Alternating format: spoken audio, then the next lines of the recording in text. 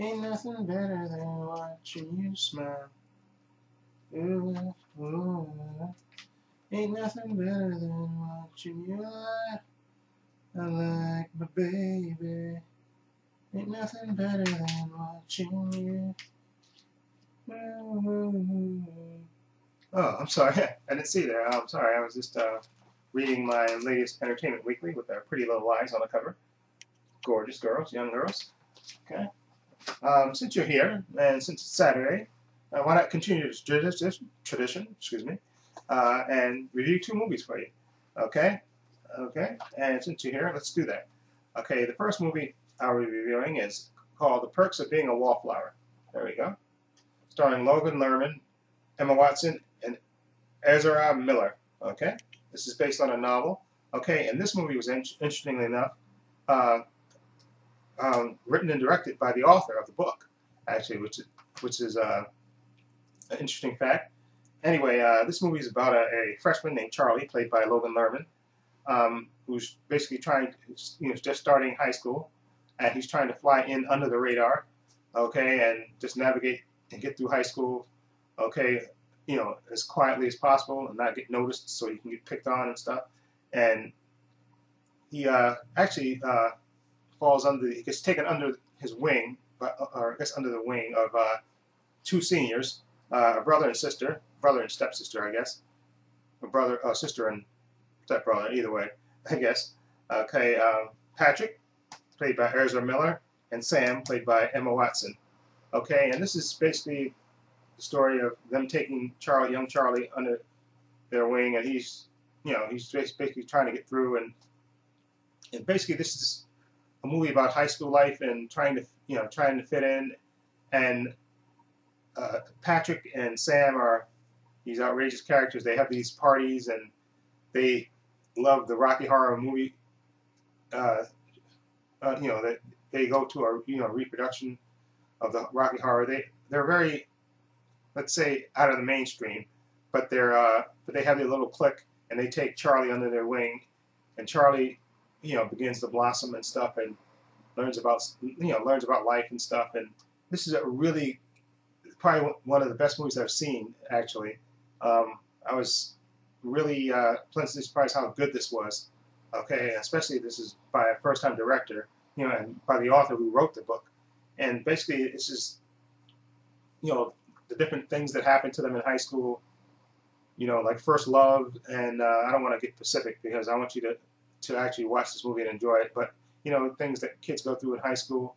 And also Charlie has a secret, which I don't want to reveal, but he has a secret which kind of gives this movie a little bit more dramatic weight.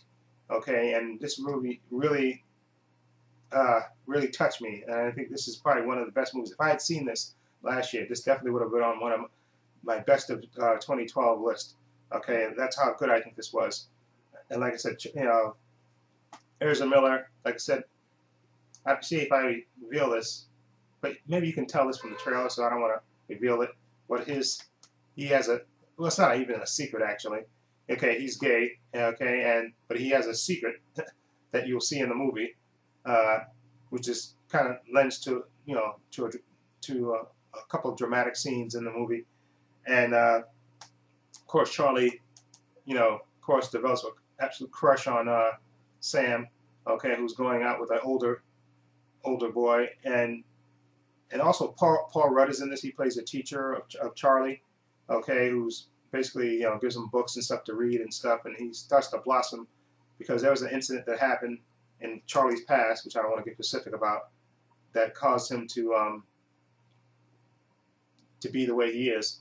And he's basically trying to overcome this, and with the aid of his two best friends, he starts to blossom and stuff. And it's a really touching movie, really, real good dramatics, and a real emotional movie, basically about life and growing up and secrets. And it's the 3 stars are absolutely excellent in this movie.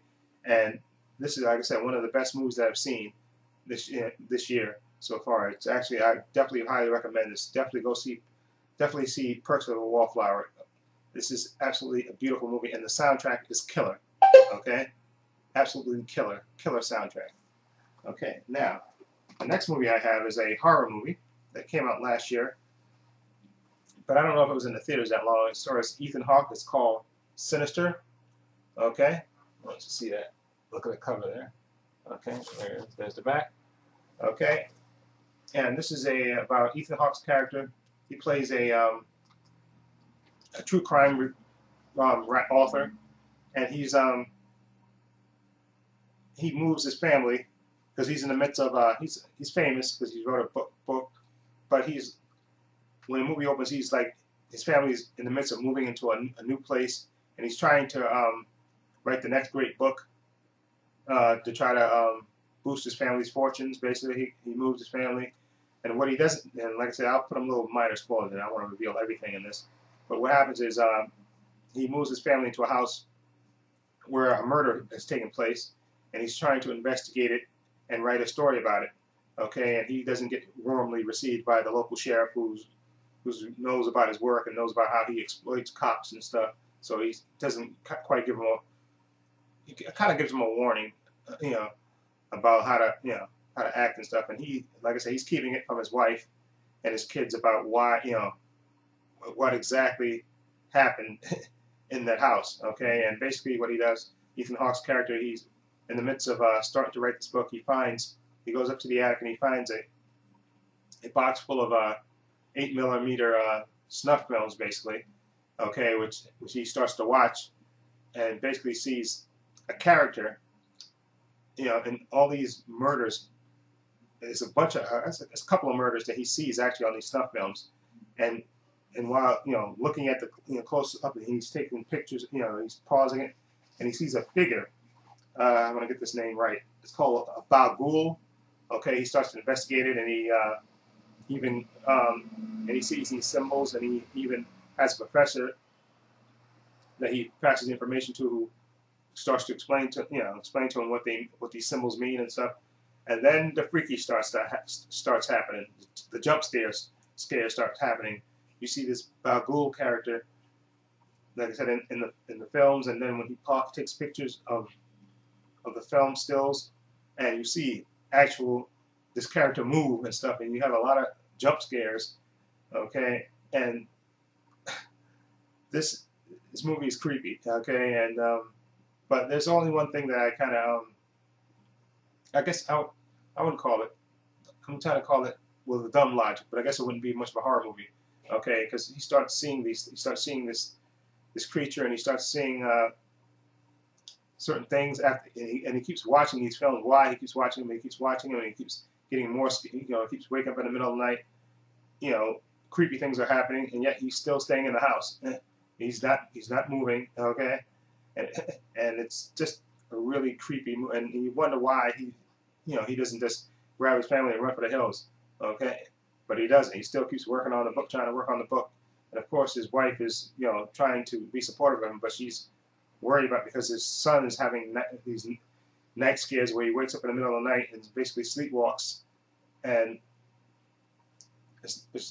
freaky things are happening, and she wants to know what's going on, and he's not really telling her what's happening, in the middle of the night with these snuff films. His wife has no clue about what's happening, and I don't want to tell you any more about it, but this Bagul creature, just very creepy. I think the best way to, well, there he is right there. And the best way to describe him, he looks like the singer from Slipknot, or I guess a real dirty version of the Crow. I guess that's a good way to describe him. And there's a lot of good jump scares in this. A lot of parts that got to, a lot of jump scares that got to me when I was watching this. So, and I won't tell you the ending, okay? But like I said, a lot of jump scares in this movie, and a lot of creepy stuff going on. And Ethan Hawke is really good in this, even though he does, like I said before, that's the stupid thing about when creepy things are happening, he doesn't leave. Okay, he stays in the house. Okay, which in my opinion makes no sense. But I guess it wouldn't be much of a movie if he just left once the first creepy thing happened. Okay, but it's I'd say it's definitely worth watching. Sinister. This says from the producer Paranormal Activity and Insidious. So it sort of reminds me of Insidious a little, to a lesser degree. I think Insidious was a better movie, but this is sort of the same, along the same lines. Okay, there's a mystery that's going on with these snuff films that you have to watch. I don't want to spoil that part of it, So when you watch it, you'll understand what I mean when you watch it. Okay, but this is really, like I said, a lot of creepy moments, a lot of moments where I actually jumped in watching this movie. So it definitely was entertaining. Okay, so Sinister, I would say definitely is worth getting. Okay, and I think, like I said, it's along the lines of same as Insidious, but I think it's a little not as good as Insidious. Okay, I think Insidious is a better movie, but this is along the same lines. Okay, so definitely worth getting. So that's what I had reviewed today. Sinister. Okay, and Perks of a Wallflower, which is really one of the best movies I've seen this year. And like I said, if I had seen it last year, it's definitely one of my best movies of 2012. Definitely good, emotional, great performances by the actors, and well written and directed by, again, like I said, by the actual novelist who wrote the novel. He wrote and directed this, which is really good. And like I said, good performances by the whole cast. And it's really emotional. Like I said, young Charlie, played by Logan Lerman, he has a secret, which I don't want to reveal. You watch the movie and watch it unfold. And it's a really, really strong movie. Definitely recommend this.